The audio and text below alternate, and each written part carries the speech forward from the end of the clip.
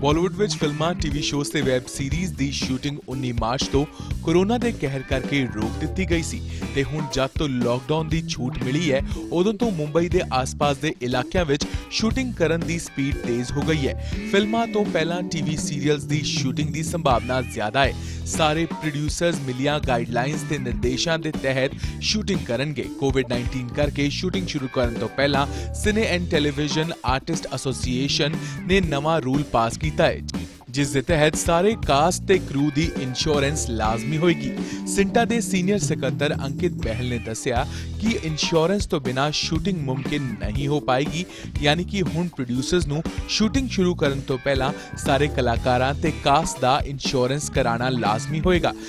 ਦੱਸ ਦਈਏ ਕਿ ਮੁੰਬਈ ਦੇ ਵਿੱਚ ਟੀਵੀ ਸੀਰੀਅਲਸ ਦੀ ਸ਼ੂਟਿੰਗ 25 ਤੋਂ 30 ਜੂਨ ਦੇ ਵਿਚਕਾਰ ਹੋਏਗੀ, ਜਦਕਿ ਫਿਲਮਾਂ ਦੀ ਸ਼ੂਟਿੰਗ ਜੁਲਾਈ ਦੇ ਪਹਿਲੇ ਹਫ਼ਤੇ ਦੇ ਵਿੱਚ ਸ਼ੁਰੂ ਹੋਣ ਦੀ ਸੰਭਾਵਨਾ ਹੈ।